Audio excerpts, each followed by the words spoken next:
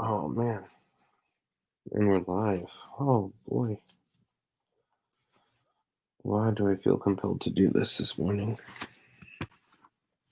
Good morning, everybody. COVID day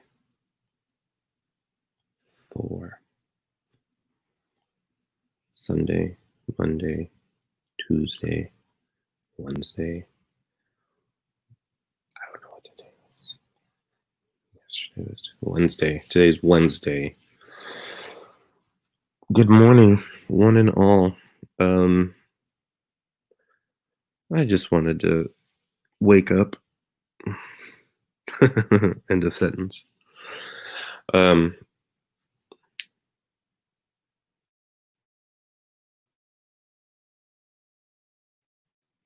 want to say thank you, everyone, who sent me messages and everything. Just DMs, voicemails, phone calls. I don't remember the last time I talked on the phone with someone who wasn't a doctor of some sort in the last few months. Occasionally I'll talk to my parents, but really though, do we talk to our friends? Anyway, appreciate it.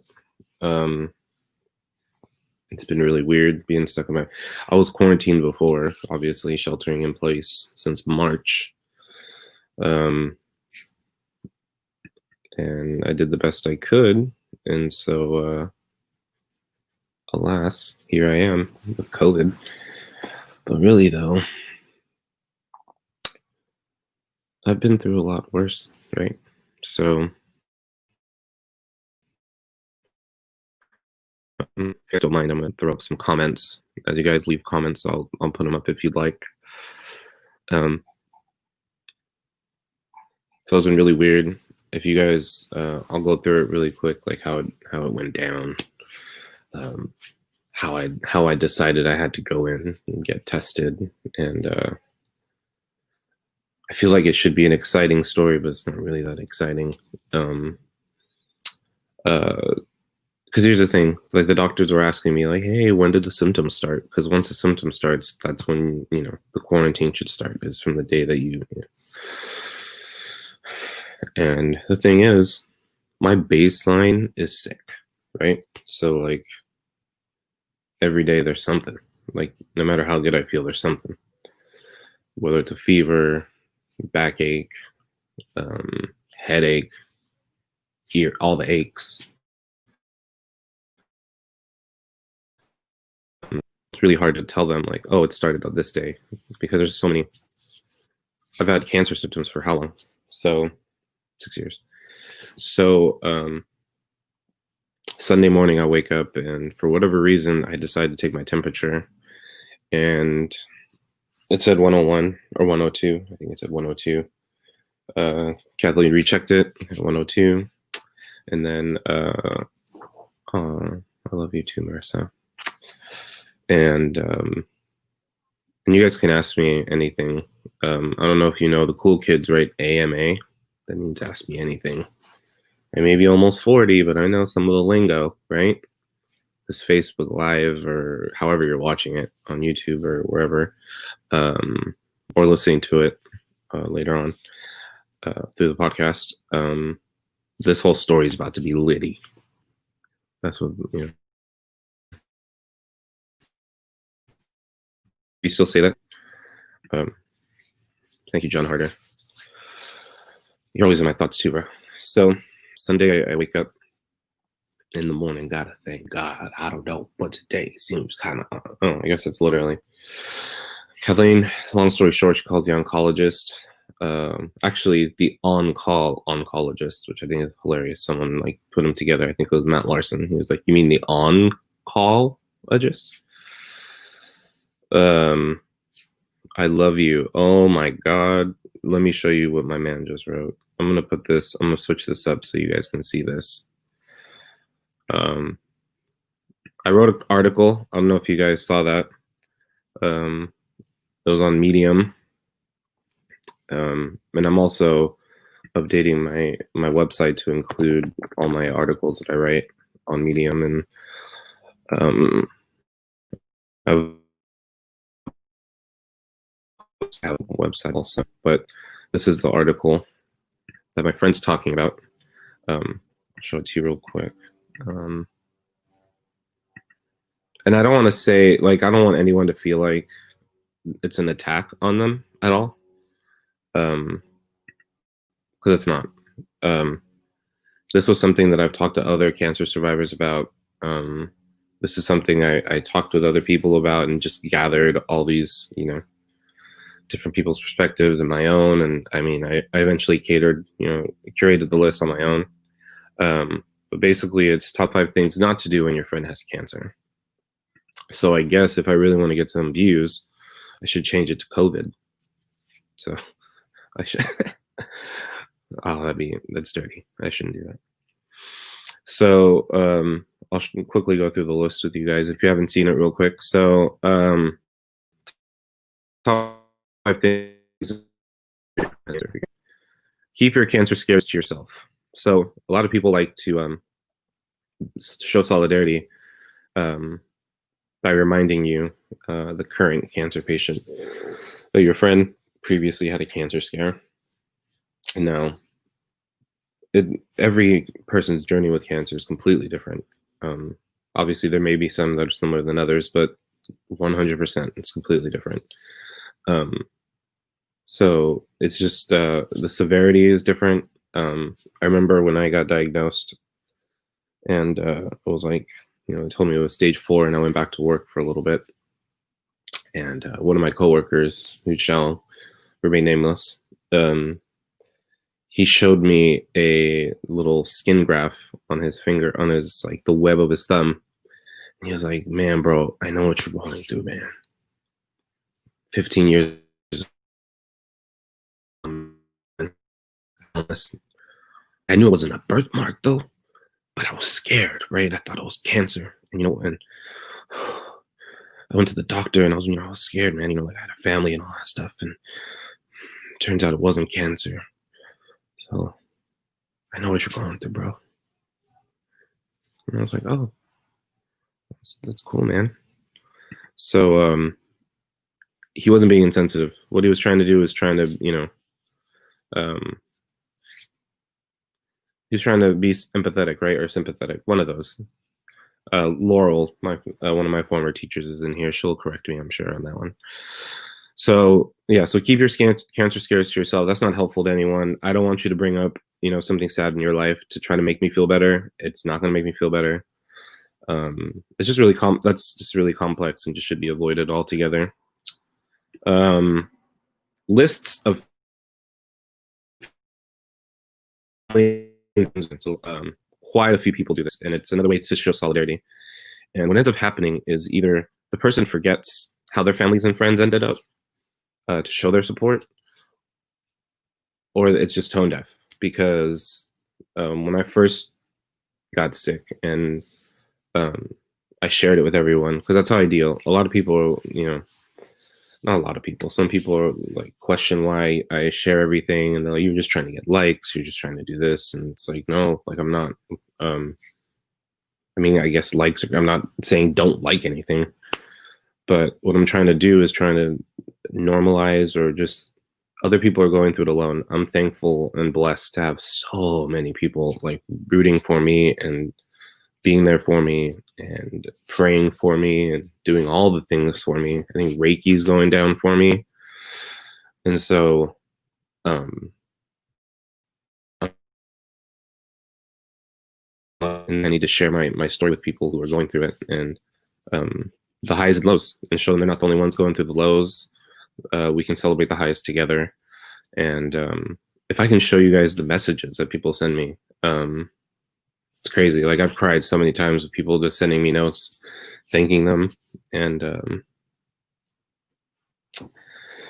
anyway, I don't need a list of family and friends, because what will happen is I'll have friends, and like, my aunt, I don't know if you remember, she had breast cancer, and she fought, man. And then 2 years, we lost her in 2 years. And so I was like, oh my God, like, can we not talk about, it's very, like, I don't know how to handle it. Like, I don't know what the like what are we trying to accomplish with that? Like, and like I said, it's trying to show solidarity.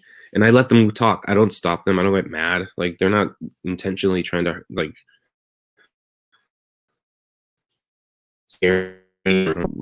Their intentions are pure and good, and just trying to reach out to me and be there for me in ways that they feel like would help. And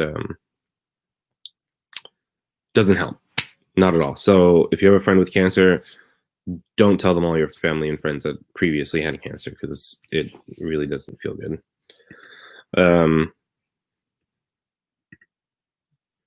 Thank you, Laurel. I appreciate that. Should I make myself a little bigger? Here, there we go. Is that better, or should I make the words bigger? Just let me know in the comments. Thank you, Kim. And I'll get to the last one is why I brought this article up, because John mentioned it, and I'm writing a whole article just based on the last one, because it's such a common practice that people do, and I'm guilty of it also. So we'll go through it again.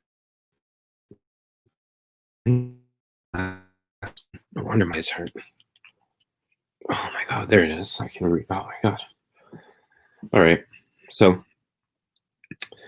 list of family or friends. No bueno. This is a big one. Remedies are always welcome, but let's keep it to one per conversation, though, please. I have so many intelligent friends. I have friends from all walks of life. I have friends that are ambassadors for the US that are working on cures for Alzheimer right now. PhDs in cognitive neuroscience. I have friends that are former heroin addicts. I have friends that are good Christian folks who raise their families in the suburbs, and they go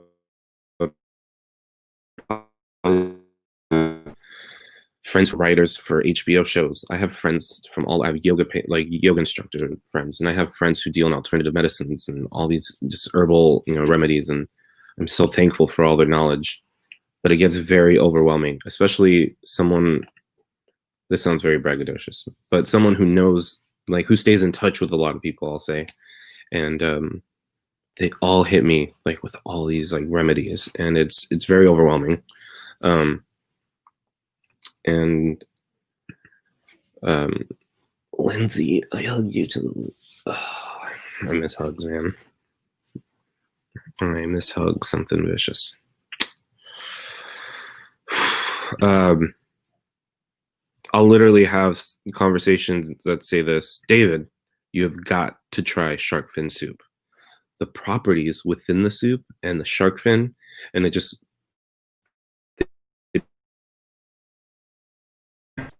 no part of me is saying that there are not benefits to drinking or eating soup from the fin of a shark.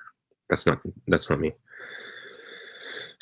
Somewhere else, someone said to me, one word, David: asparagus. Eat 15 pieces of asparagus every 11 minutes. Your cancer will disappear around, what time is it? 6 p.m. Gone. The government doesn't want you to know this. And these people are so sweet. Well, that last person sounded kind of aggressive, but I wasn't trying to mean it to sound like they were aggressive. And I get it. Like, these people are trying, like, they see a friend who's struggling, especially last year when I was so skinny and I was struggling, and especially May of last year when the doctor said you maybe have and like, who wouldn't grasp at straws?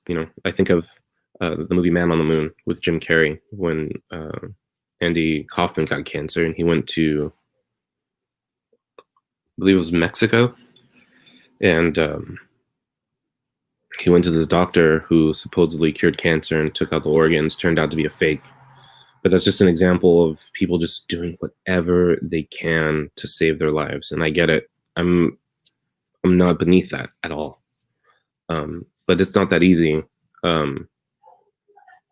one, I can't. And the main reason is I can't jump in to trying these natural remedies because I'm taking actual medicines, and some of the time these remedies are in direct conflict with the medicine I'm taking, and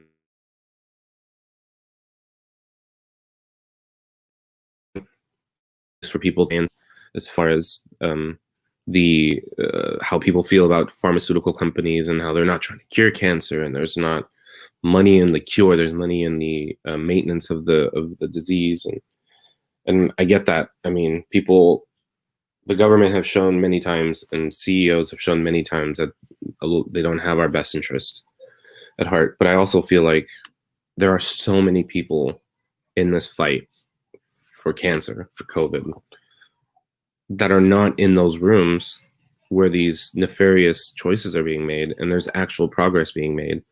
Whether or not it gets stifled, and that's above my pay grade, I don't know that. I don't know that. And I can't pretend to know whether it's true or false. I'm an eternal optimist, right? I believe in the good of people. And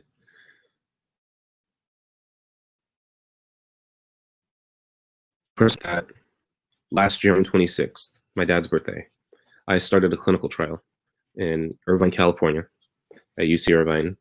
I weighed 140 pounds, and I had by then 5 months to live because I had the doctor's appointment in May, and I was feeling awful. I had to fly to LA once, I believe it was once a week or once every 2 weeks. I can't remember. My brain is so foggy from that, and I was sick a lot of those times.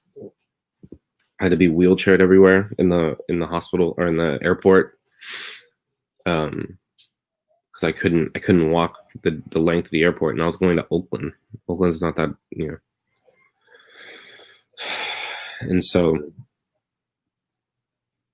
all I know is that this trial, I'm here today, but it's not clinical trial's fault. But I'm at a healthy weight again. I think my oncologist was like, "All right, David, you can slow down the snacks. Let's close the snack drawer, buddy, and let's we're glad to have you back at a healthy weight." And I have the energy to play with my daughter. The aches of my body that I had before are gone. It's amazing. So anyway, I've talked about the clinical trial before. So when people tell me, like, there's, don't trust the chemo and don't trust, like, okay, I get that. Everyone, like I said, their journey with cancer is a lot different. They dealt with different people. Like, everyone's different. I've been beyond blessed to find UC Irvine Medical Center, and they have this drug called Blue 667. The company is Blueprint Medicine. So I'll look into that because they are searching for FDA approval, and word on the street is I'd be getting it. So if people like me are surviving on these pills, literally there was no cure before this drug. I would have been dead. I would have been dead long before if it weren't for other clinical trials that almost killed me, but also helped me.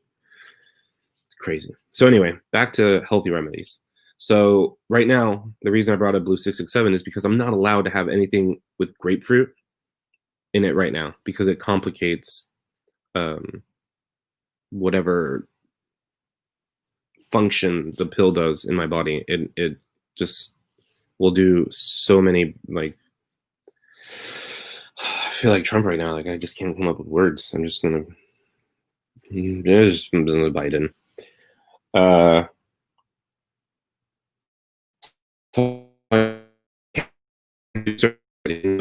appreciate everyone sending them to me, and I never turn people away. I don't say stop talking. I don't say, I listen and I read and I become informed, and I love learning about all these remedies. And yeah, so that's it. I spent way too much time on that one. Let's keep going.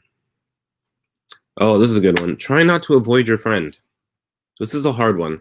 This is a hard one because everyone responds to your diagnosis differently. So what I say is, oh, look, I literally said this is a hard one. I get it.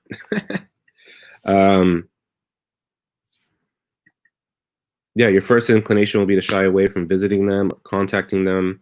This way you won't have to feel awkward around them or make them feel uncomfortable when you try to find the right words to say. The last thing you want to do is pull away from that friend silently with no reason, no rhyme or reason. Because it's obvious diagnosis need their friends and family the most, right? And if you fall off the face of the earth and previously you were a good friend to them, that leaves a big hole in that person's life that they weren't anticipating. And not only were they not anticipating it, they were counting on it, and they were counting on the support and the years of friendship before that. They calculated what the future seemed like with their friend involved, and we'll get through this. Like, we can do this and this and this, and then all of a sudden, they disappear. And I've heard this from a lot of people, and I get it, because what happens is, in your life, you've seen so many people die from cancer, from everything. I mean, there's so many things that we lose people to now, and you don't want to be around that. And your good friend now has it. Like,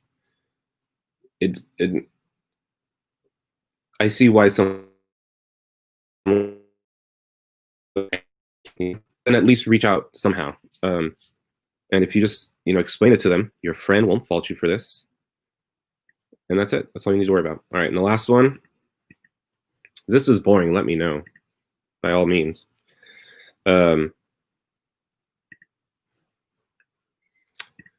So the last one is, and this is the biggest one from everyone I've talked to, is you said, let me know if you need anything for the last time. And check this out. You call your friend after you heard about their diagnosis. You know that they're going to need some help as they adjust to their new normal. You want to let them know that you are there for them no matter what. And you mean that. Then you tell them, let me know if you need anything. And you feel like you have given your friend carte blanche, cardi blanche.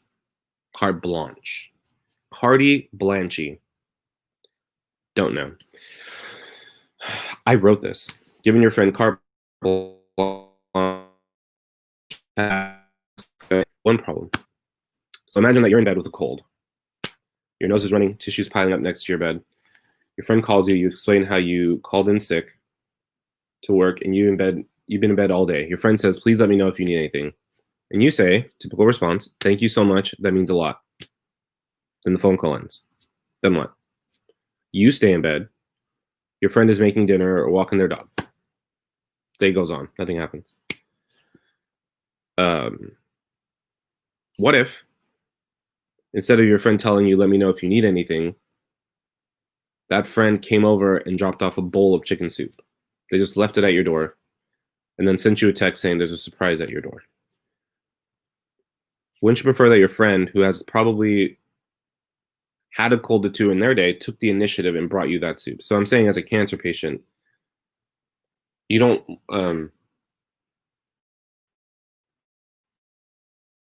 you feel like, right? So people put onus on you to reach out to them and say, hey, I need help. And that's hard for most people to do in normal circumstances. But now you throw in the fact that now you feel like you're a burden to people, you're sick, and depending how sick you are, that feeling of, and for years, I felt like a burden on my wife, on my family, on everyone around me.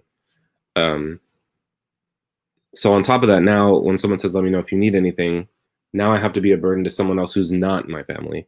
So why would I do that? And I know they mean well. And I know if I asked them, they would do whatever I asked them to do within reason. But what I like to do, and I learned by talking to people, is I'll just do instead of ask. And if you're not in the situation to be able to do, like, say, let me know if you, and follow through on your own with your own ideas, then you switch it up. You say something else. You say something else positive. You say other things. You don't have to offer, let me know if you need anything, and feel like that's it. I've just let them into the kingdom. They can do whatever they want. If you do something small, without asking your friend, that would be huge. I've had friends do that. I've had friends drop off pizza at my house without saying anything. When my dad died, I had a friend bring me tacos. I hadn't talked to that friend. Didn't even know they knew my dad died. And they showed up to my house because they knew where I lived. And they brought an entire Tupperware of tacos for my entire family. And they never said, let me know if you need anything. They just did it. And I'm not saying people who say, let me know if you need anything are bad people. Reaction is for myself and some people I've talked to when people say that is they appreciate it, but they don't really feel compelled to follow through on that and say, hey, yeah, now that you mention it, man, whew, I've had really bad diarrhea. I've had, constipation. Would you mind grabbing me some Lamodal, which is some high-end bowel medicine that'll just help me tighten up, like this diarrhea is just no joke. It's like water faucet, right? It's just like opening up the faucet, right? Or you're constipated and it's like, yeah, like I need a laxative, man. Because right now it's like a rock, oh, like a rock. And you have diarrhea and it's like, don't go chasing waterfalls. And so just try to work around not saying that anymore, because it's just, there's other things you can say. And so that's it. And we got to this because John Harder said, I would tell you, David, to let me know if you need anything, but I read your article. So that's that. And that's the end of that. So thank you guys for everything. And nobody really asked me anything, which is cool. I've been getting the same 6 questions over and over. So I was interested to see what other ones I got. Veronica says, how are you feeling? Veronica, I'm feeling pretty good, all things considered. Last night almost broke me because I'm going to try not to cry. Because I'm quarantined in my room. And normally what happens is Sydney sleeps in her room. She has her bed.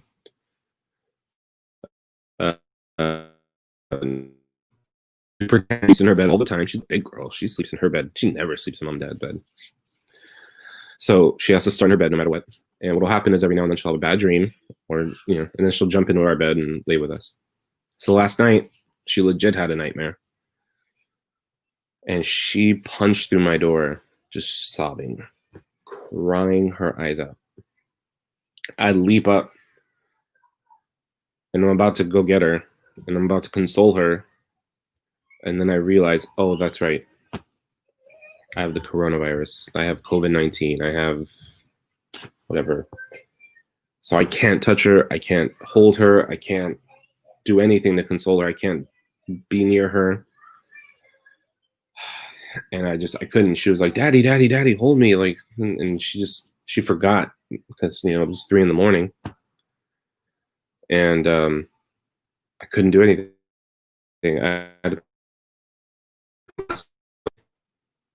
And my wife is sleeping on the bed downstairs, or sleeping on the couch downstairs. And I had to go down. I had to follow my daughter down the steps a little bit with my mask on and say, hey, go wake your mom. I'm sorry. I can't do anything.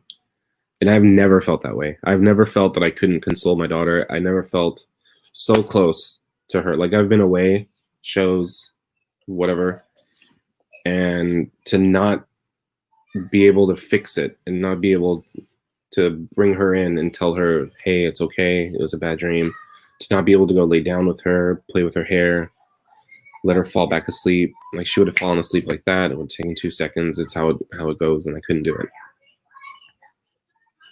And I hated it. So real quick update before I wrap this up. My fever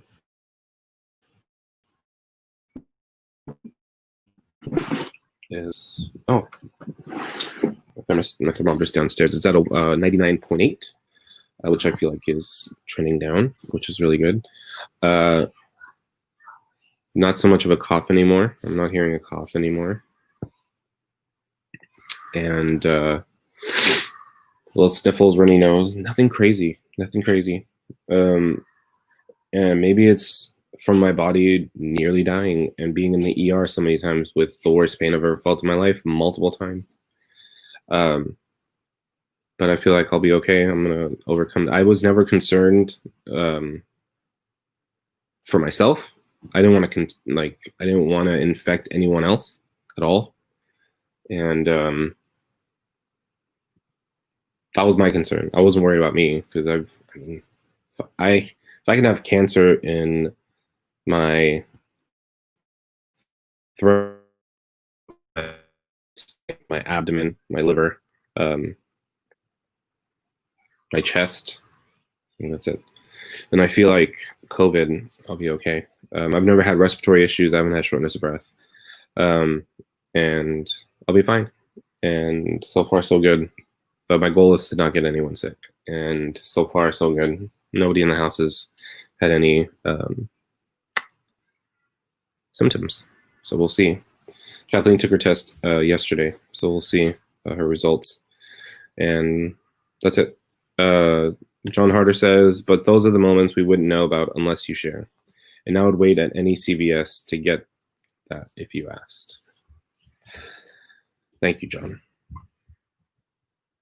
What I'm missing is some Mexican Coke bottles. Those medio litros. That's what I'm missing. Because what I'm drinking is a cup full of water from the Avengers.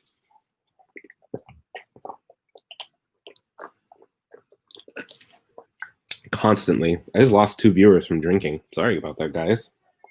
DC fans, are you?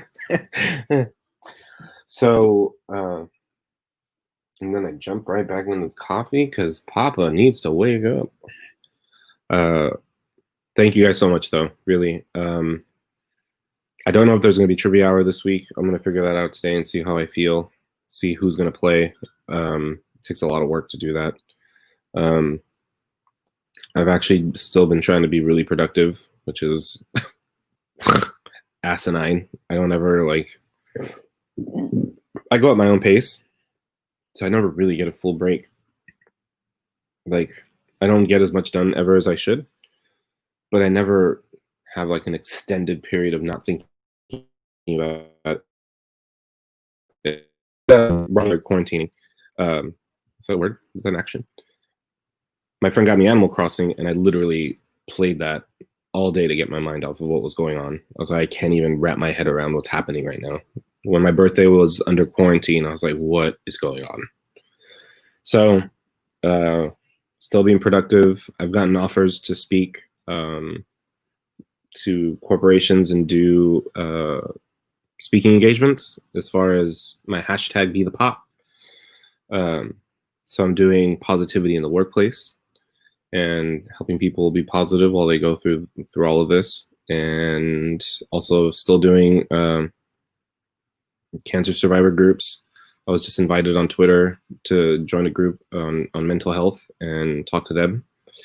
And people have been really impressed that I have the double C. They're like, oh, you have cancer and COVID? And I'm like, yeah.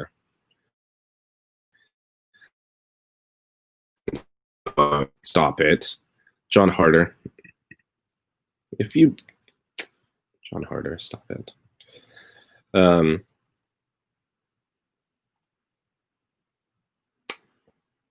I'm trying to stay busy. I haven't played any Animal Crossing since I've been sick. I thought I was. I played in the hospital, and then that was it. Because my eyes hurt so bad for the first 2 days. And I couldn't even, keep my eyes open. And I tried to watch Netflix, and I just squinted. So here we are. So what I'll be doing is I'm going to finish my coffee. I'm going to do some light reading. I'm very excited to read this, y'all. You know what I'm saying? I am super excited to read that. I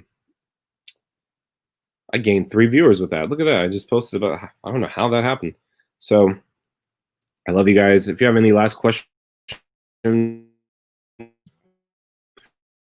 Jamie, hi. Hey, Cuzzo. What's up, girl? Big ups, big ups.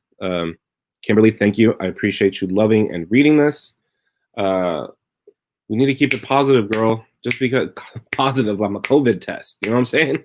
We got to keep it popping, keep it happy. You know, like Cardi B, keep it moving.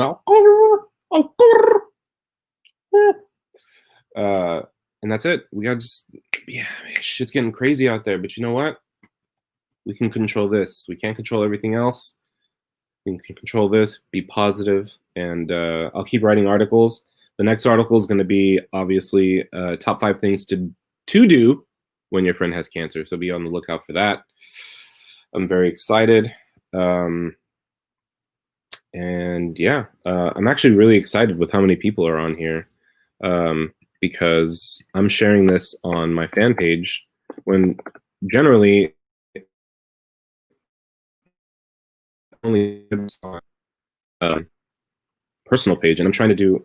I think I'm leaning away from. I'm leaning away from using my private page and just. I'm using social media as, I don't want to say as little as possible because I'm obviously on it a lot, but I'm definitely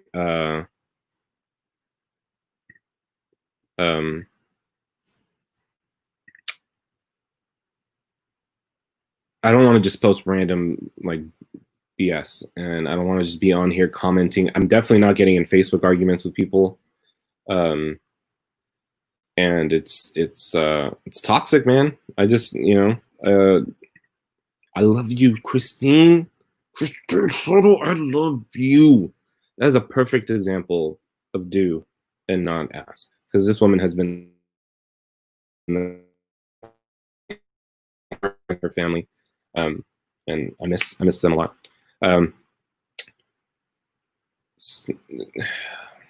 Facebook is just toxic. It's what you make of it. So don't waste time arguing with people. Don't waste time getting into these Facebook arguments. If you're a radical left, or if you're a cool conservative, I don't know, whatever. It's like, I feel like politics is more and more turning into pro wrestling. Like everything has nicknames. They're cutting promos. Donald Trump's awful at cutting promos, but he's really good at coming up with some nicknames, and they stick. And it's crazy. I don't understand it. So when you're on Facebook, try to be positive. Don't argue. If people make your thread toxic, delete their comments, and then they'll be like, see, they're not letting me get the truth out, man. So great. I can't. And you know what? I don't have to. Life's too short. So I'm going to get back to being the purveyor of positivity in my life. I'm going to work on the 11 projects that I have going on at the same time, despite having COVID. I'm tired right now, even though it's 11:30. I should be awake. I said the morning Lew. It's about to be 12. Is this small enough for? I feel like this is an Olivia from Scandal. Like if she drank coffee, this is the coffee cup she would drink, right? If she was drinking out of a coffee cup. So be good to each other and be happy. So if you guys have any ideas for anything I can do, if you guys can think of any fun things that I should be doing with the quarantine and live streaming, we're going to be doing sports talk. We're going to do positivity. I'm going to be interviewing some people. I'm being interviewed for a podcast tomorrow. And yeah, so we're all just trying to, man. When they say get a lot of rest, I don't know what they mean. Another example of doing and not just saying. This man right here is one of the best people I know. And I'm beyond blessed. And he's one of the people I was talking about. Justin, would you feel compelled to join me on this stream right now?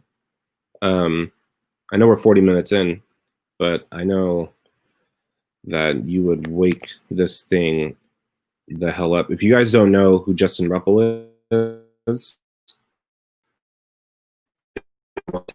you have not heard of yet, which blows my mind, but you will. This man has starred in films with Liam Neeson. He was recently, and I just sent you the link, buddy.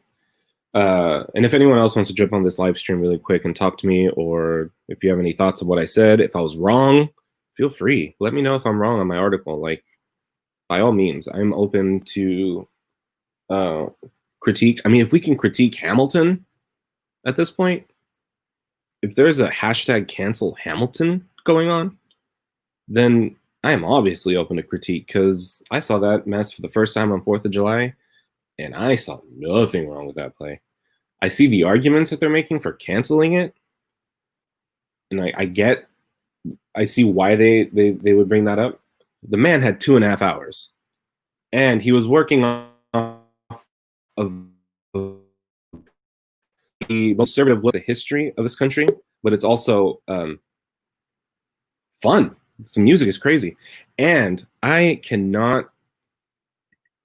am so excited right now, you guys. Like, this is crazy. I did not know this was where we were going with this, and I hope you guys stick around. I know this has been going on for a long time. Hey, look. Anthony and Melissa Rubio, also amazing people. Amazing people. I am so thankful. Anthony, where are you guys from again? I think it's Anthony right now. I don't know. The couple sharing the account is like, were you stepping out, bro? You know what I'm saying? Oh, that's right. We might have to start that contest. Ladies and gentlemen, without further ado, because this man is waiting to jump in here, and I am so excited. I'm going to tell you why. And we're going to announce, and we're going to pick a day today, and we're going to announce something big right now. Right now, this COVID can take a shit and go hop on a. You know how sick I was feeling last night? I watched Collision Course with Jay Leno and Pat Morita. I watched Collision Course with Pat Morita and Jay Leno. And guess what? Pat Morita got top billing. Crazy. Because it was the 90s. He just got done. He was hot off Karate Kid 3. Wait, was he in Karate Kid 3? I don't think he was. Ladies and gentlemen, that's it. We're going to bring him on. Ladies and gentlemen, Mr. Justin Rupple. Hey, buddy, I don't even know how you doing today. No, I can't hear you. Are you looking? Oh, shit. Can you hear me? Oh. Yeah, everyone can hear you. Okay, good. Well, I'm going to go back to my Vince Vaughn. I'm going to try to make you spit out your coffee. I'm going to try to make you spit out all over everything. It'll be all over everywhere. A little COVID, little caffeinated COVID flakes for everybody out there. You're gonna spurt it all over the television, and it's okay. I'll lick it a little bit, because that's how close I want to be with you. That's how I want to be inside of you. Is that okay? When this is all place together, can we get a place together? We'll play. We can do half or 60-40. I could probably do 60. You could do 40. Is that okay for you? 60-40. You know what? 85-15. We'll do 85-15. You just bring in yourself. I'll bring on the charcuterie, because you know charcuterie is like the little slipped up meats. You gotta love that. Ladies and gentlemen, Vince Vaughn, also known as Justin Rupple. Justin Rupple, I love it. By the way, immediately you jump on, you're getting love. The Deadpool shirt is fire, is what he's saying, bro. So Deadpool's totally cool. Who doesn't love Deadpool? Only stupid people. That's only stupid people. How are you, Justin Rupple? I'm doing better now that I'm on with you, my friend. I just saw you were doing a live show. Decided I'd say hi. See how you doing. Yeah. I am so much better than I thought I would have been, especially now. Good. I'm just making a little scroll for people so they know who you are. Oh. So, so I'm doing what I can. We're gonna take off these display names. There you go. So my wife made this for me. Here you go. Let me see. Oh my man. And they're great. Look at that. Oh, is that what's called a shadow box? It is a shadow box, and that is my character. So I've seen all three of them. Tug nuts. No. Tough nuts. Your character's name is Tug Nuts. No, Tough Nuts. Tug Nuts, my porn name.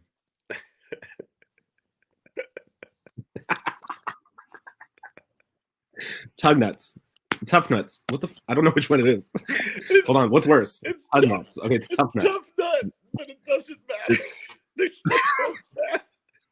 Wait, are they both? Is neither of them? Why am I about to Google it? I can just wait for you to stop laughing and you can tell me. It's Tough Nut. It's tough. That my character's name is Tough Nut. His sister's name is Rough Nut. Singular. Got it. So that's why I was losing it on the. Okay, so ladies and gentlemen, yeah, he is Tough Nut in the film. I feel awful saying it now. Tough Nut from the film How to Train Your Dragon. Was a character in the previous two. He jumped in to what arguably is the best film of the series in my eyes. I had the most fun with that one. So I'm just going to show people what that character looked like really quick. And yeah, so do you I don't know, do you want to tell people like a 10-sentence story, like how you got there, and then we can talk about other cool stuff while I do this? Or even better, let's do this. How did you guys meet? There you go. I met. How did you and I meet? Yes. Oh, how did you and Tough Nut meet? That's another good. The Lew Machine and I met many years ago. Many 11, 12 now. Yeah, 10 years ago. No, 11.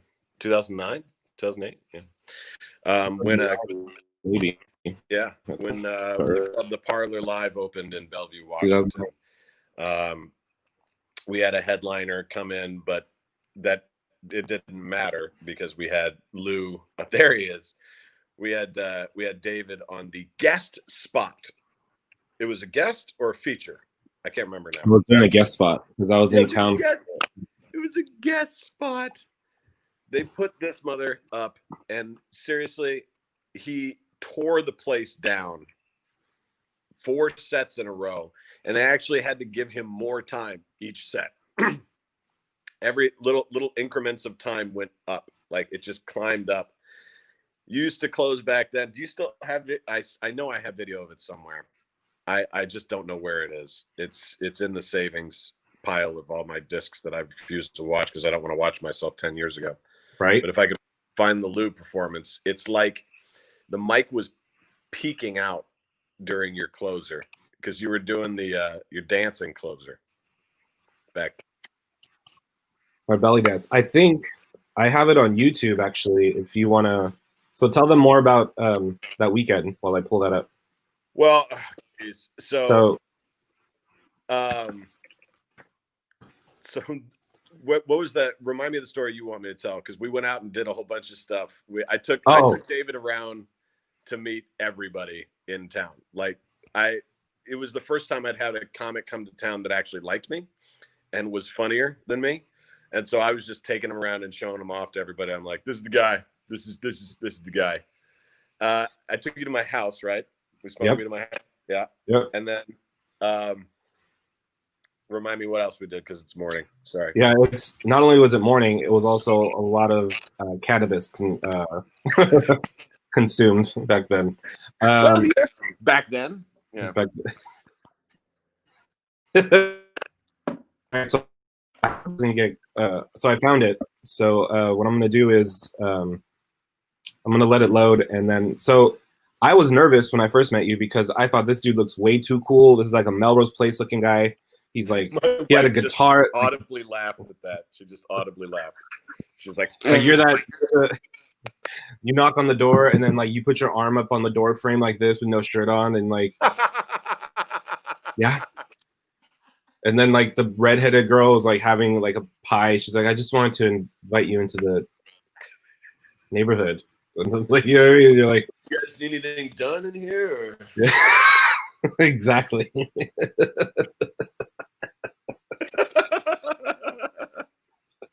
And so I did not think this guy was going to be friends with me. I'm this fat guy who shakes his stomach. I was like, there's no way that this guy's going to want to hang out with me. He's killing it. And you were doing then, but you were hosting. You were the house MC at Parlor, right? Yeah, I was just doing the host. So yeah. After that you put that idea in my head. I pitched it to Pepper Bellies, and then I ended up being their house MC. Yep. Thus losing friendships because I just took away 52 hosting jobs from everyone. Yep. Oh, trust me, saying yes to a regular hosting job is the biggest double-edged sword I've ever had in my life. Ooh. Because did you have to do anything extra besides the hosting? Yeah.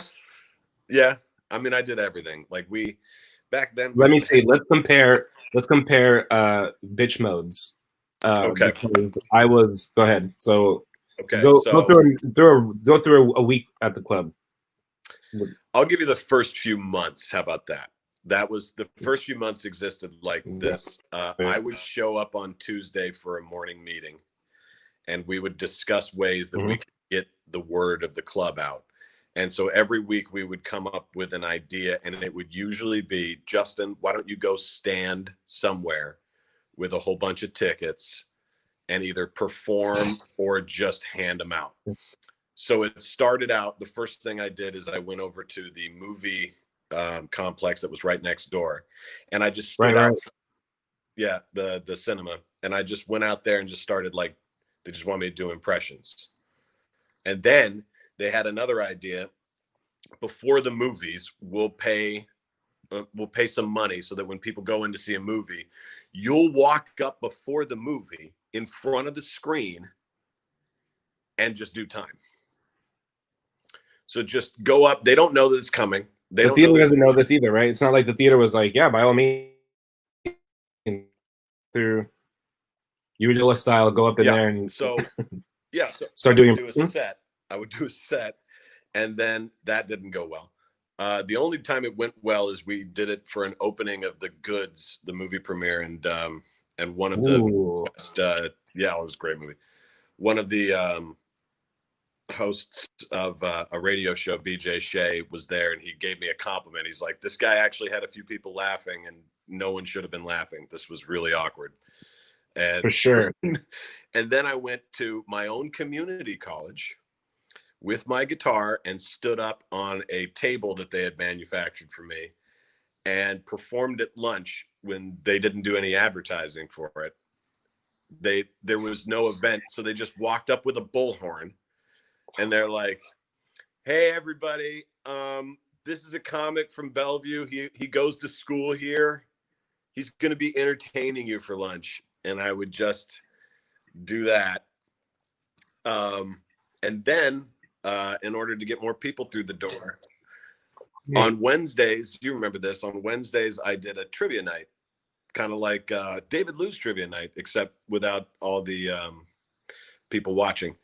Because there was nobody at my trivias. But we do it on Wednesday, and I do like a whole production. And then Thursday, I had to go with the comics with Boone. Boone would pick them up from the airport and Boone Helm. I'm still friends with him on Facebook. Yeah. Oh, he's the best. One of the hardest working mofos in the business. And then we'd do radio with him. And then at the start of the show, you remember this, start of the show, I would have a microphone backstage and I would make announcements backstage. I sat next to you while you did that. Ladies and gentlemen, please remember to silence your cell phone and absolutely no talking during the duration of the show.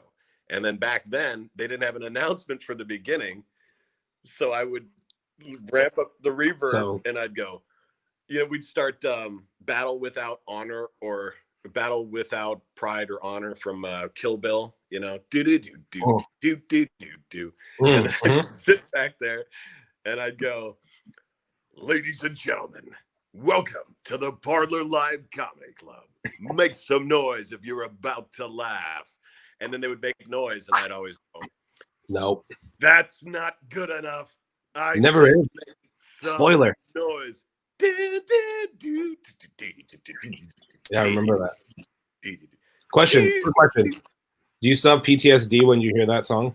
Yes. I have PTSD for my song too. Go ahead. What was your song? What was your song? Kanye West, Fast, Stronger, Faster. Oh, work it harder, make it. That don't kill me, can only make me stronger. I'm getting goose. Stop. My goose, like, oh my god! I can see the screen going up slowly and pathetically. Dude, did your club play funny clips before the show? Do you remember, bro? Charlie bit me. Talk about trying to follow like fire as a host. Right. You have to go up after they just showed the internet's funniest videos. Funniest. Like, just bam, bam, bam, bam, bam. Yeah, punchline. For 5 minutes. David Lew. Hey everyone. Thanks for. How's everybody doing? Charlie bit me. Yeah, you have to do a callback. Yeah, you have to make a callback to the YouTube video. Oh my god. What did you have to, so then the shows go on. So then did you have to do anything as far as with the comedians? Like picking them up from the airport or taking them to the radio? Offered to take him to radio just so I could get on, but Boone was so on top of all that stuff. He picked him up. He took him to radio. He got the questions. He got all that stuff. Boone was there for that. My job was to kind of I would make announcements outside and inside for both clubs, and then I would I'd have to do the announcements before the show and then collect the tickets. You remember? You'd be like, hey, make sure to fill out this email thing. Someone's gonna win something. Are there any Pepper Bellies in here, people? There's people from Pepper Bellies in here earlier. So let me know if you guys are in here so I can definitely keep up. Yeah, we had to. Yeah, was there anything else that you can think of that was? So I'll tell you, I've never shared this anywhere else, but I'll share it with you here. I used to wear a suit jacket on stage all the time, and that was my thing. Shoulder pads, I remember. Yeah, shoulder pads. I want to be Richard Jenny. And you were so cool, man. Oh my god, I was like, I could never wear that. And I have the video set up right now, by the way, of my belly dance. So you'll see what I was wearing compared to you. So the she used to work at. Sorry, really quick. She used to work at Pepper Belly. She was like Queen Bee. She did everything. She was one of those people. Like there was no clocking in and clocking out at our club. It was just like you put in work. Like you are Pepper Bellies while you work here. Like you work for a mom and pop comedy club. You don't stop.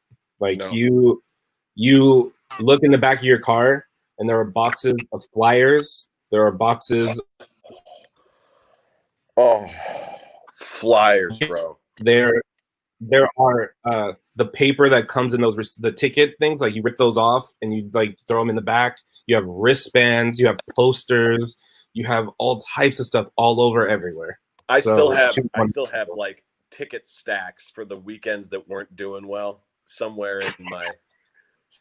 Oh, that's funny because that was all of them for ours.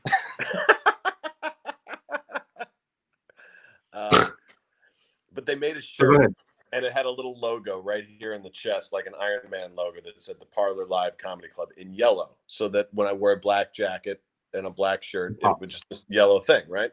It was so cool. And they're like, and when they gave it to me, they go, don't ever take off the jacket. And I was like, why? The ownership team, because of the job that the host does, the host does everything. We had to do it all. On the back of the shirt, there was a tambourine monkey. And around the outside, a dancing tambourine monkey, And on the back, it said, dance, monkey, dance. On purpose? Oh, yeah. Like directed at you, like you're the monkey, dance monkey, or it was like a shirt? Yeah. No. They thought of you like that? Bro, I'm gonna get the shirt. By the way, while you get the shirt, Christine has a confession to make. Oh, does she? I made the stupid videos that played before the shows. Thanks a lot, Christine. Way to make us look bad all the time. You're the real MVP, Christine. All right, hold on. It's here. That's great. And then eventually I took over doing that at some point. I started making the videos.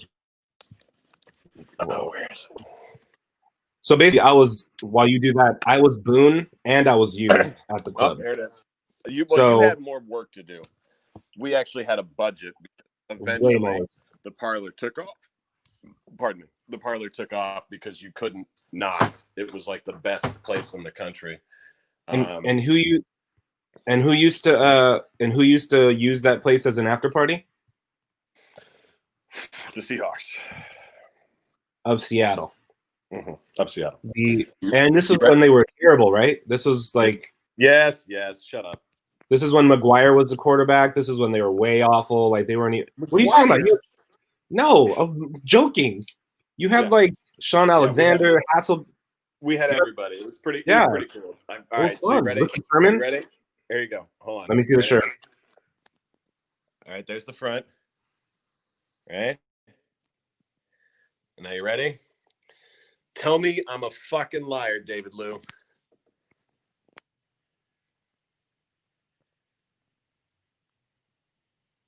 Yep. And they put the website underneath? What was...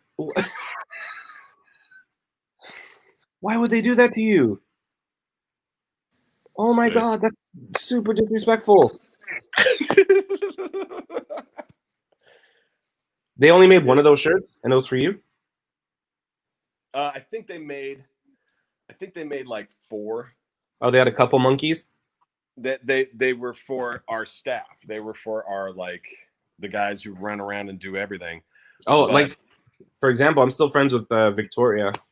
Oh yeah, she's great, super sweet. Well, Victoria knows. You had to do everything, but it was an inside joke for us because Ruben would go backstage before the show, and he'd be like, "You're not going to do your new material tonight, are you?" And I'd be like, well, I was going to try some new stuff. And he'd be like, the Vince Vaughn thing is pretty good. You might want to stick with that. And I'd be like, that the saying would come up again, dance monkey dance, just like that's what why we all do this? And Christine said it best right here, because the money was so good.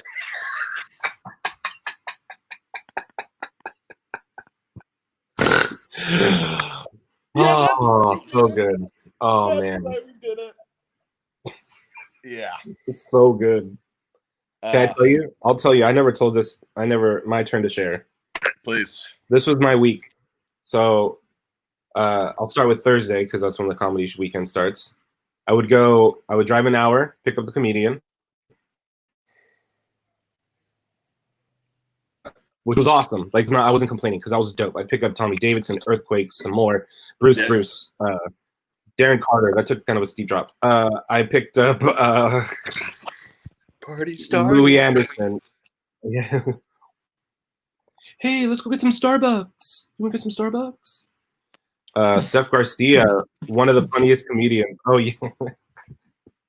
Dude, you're adding so many impressions to your repertoire. I like my women like I like my basketballs, bouncy and round.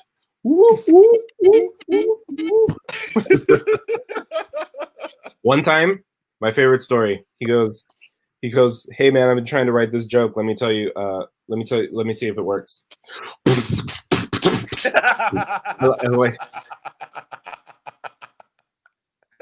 I don't. It's like Kevin. He had that weird batting stance, so he's like, "Let me get into it."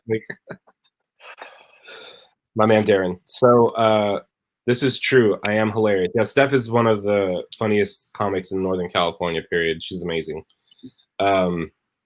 I love her to death, and she's sweet. When I did my Relay for Life, when I was first diagnosed with cancer, she was like one of the 5 or 6 comics that came down and like hung out, which was awesome.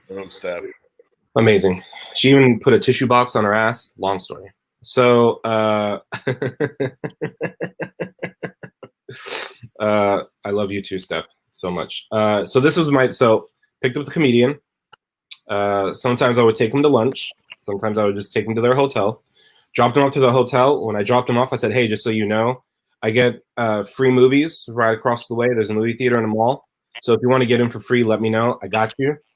Also, there's here it became recreational, like just. Oh no, was it recreational or medicinal? I think it just became medicinal. So I had my prescription, and so I was like, hey, if you need any of that, let me know. So then Thursday night was the show. I was the host.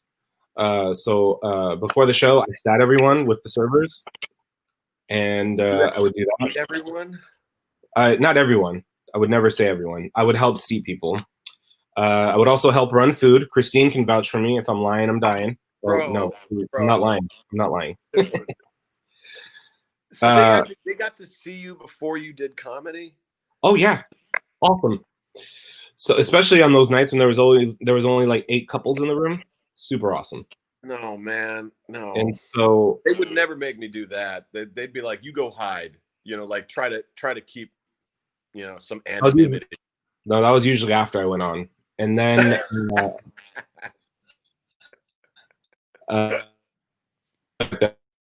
Thursday would come around, the show would go down. Friday morning, I would get up, take them to radio. I would take them to radio in San Francisco, which was usually about an hour with traffic, hour and a half, 2 hours. You would drive them to San Francisco for radio. Yeah, and so or Sacramento, depending on how much money they allotted us to, how much money they spent on advertising, and take them to radio. And then they would say, hey, I want to go watch a movie. Like, how do I do that? And I'm like, oh, cool, man. Yeah, let me know what movie you want to watch, and I'll call the theater. And then every now and then they'd be like, hey, you want to roll? Do you want to go with us? And I'm like, uh-huh. Yeah. And so I became good friends with a lot of people like that. Damon Wayans Jr. and I still talk. Like, he's a good dude. We saw Bruno together. I love that guy. We saw Bruno together. And then and then we walked by the G.I. Joe.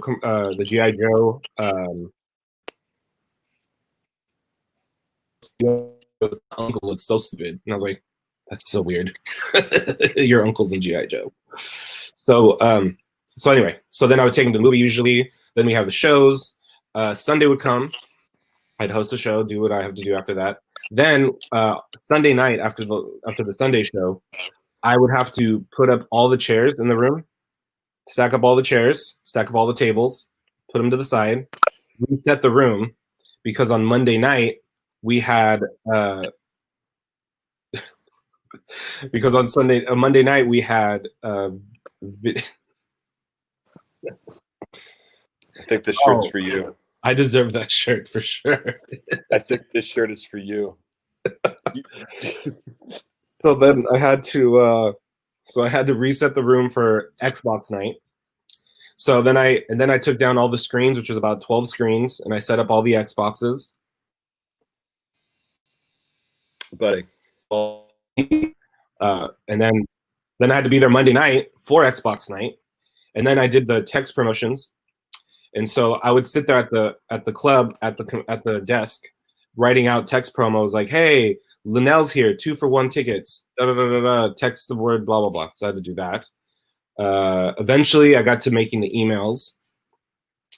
And then once Christine at some point stopped making the videos, I made the videos.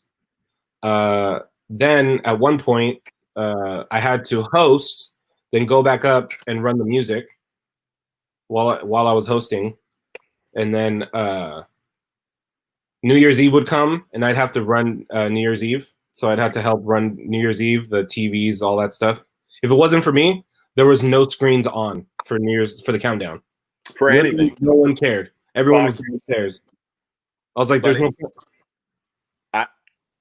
I have to jump out, but let me just say this for anybody listening: that's how good comedy is. Oh, we have to.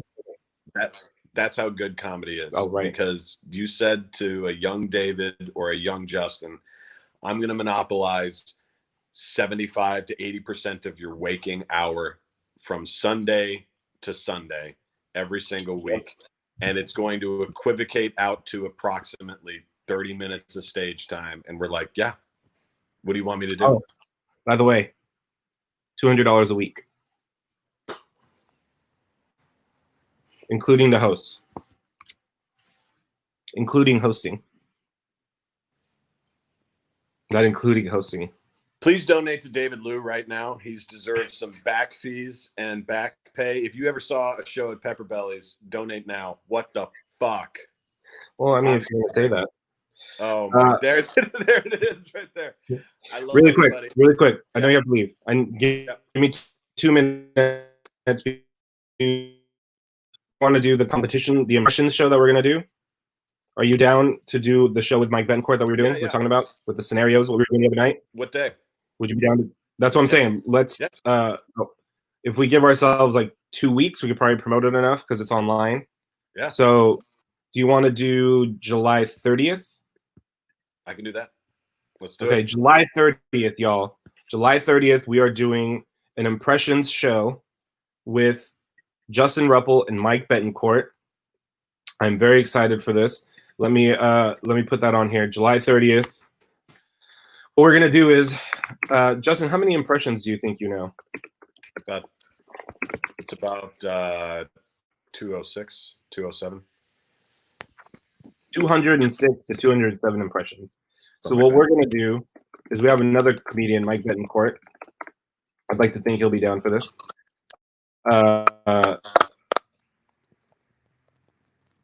We're gonna do an impressions show where what we're gonna do is what I'd like to do, Justin, is I want to get a hat where I am filled with your impressions and a hat filled with his impressions.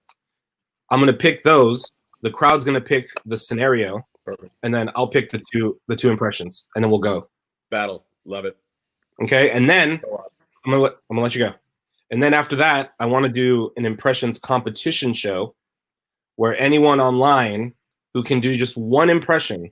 We just need one impression that you're good at. And it's usually the people who can only do one do it really, really well. Really well. Really well. I'm thinking $10 cover, winner takes all. Oh yeah. They come in, $10, they got an impression. You judge, Mike judge. I have a sports broadcaster friend who's good on the mic. He can judge, and I'll host it. And I think we can do that, and we'll announce the date for that on the July 30th for that. What do you think? I love it. Right here. Everything that he just said. Everything right here. You'll see me again. I'm very excited. Peace and love. Oh, by the way, he wants to remind you, I never got fed either. I had to pay for my food. I'm not going to tell you how much I was paid and what I got to eat, so I'll just leave.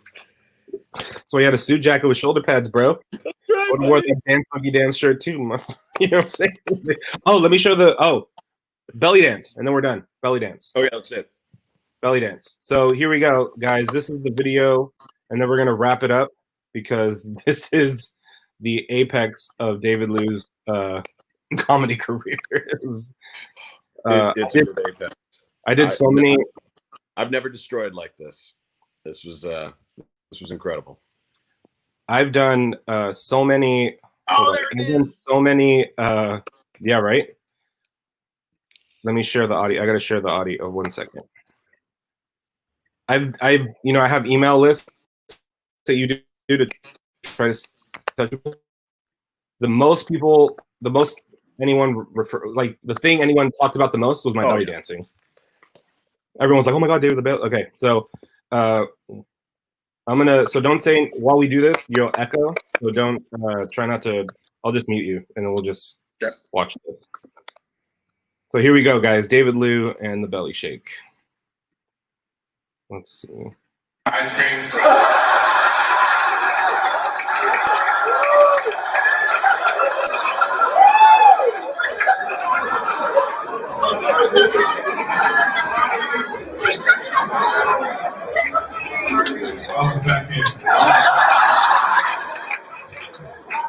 Well, don't tell me work with what I got. Don't work with what I got. Right? cut it out. I didn't know it looked like Bob Marley was talking about did that.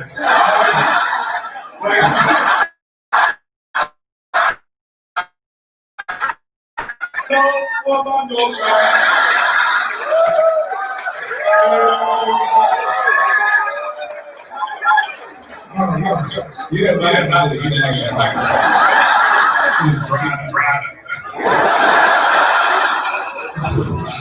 right. Can you imagine? I have a hard time finding a girl at club. Can you imagine walking through the girl? Like, you feel like.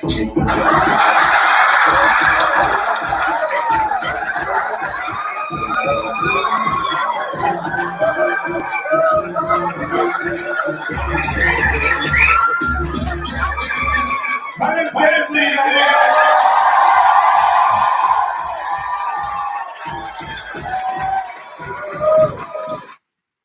Yeah. Did Justin leave? All right, I lost Justin. So anyway, thank you guys for listening. And this on. Thank you guys for sticking around for the whole thing. And I can't believe that I look that good on stage. So, all right, take it easy. Remember, be the pop. And if you need help with being the pop, let me know, because I am the purveyor of positivity, and we got to keep it going. Positivity. That's how we go. Positivity train. Whoop, whoop. See you guys later.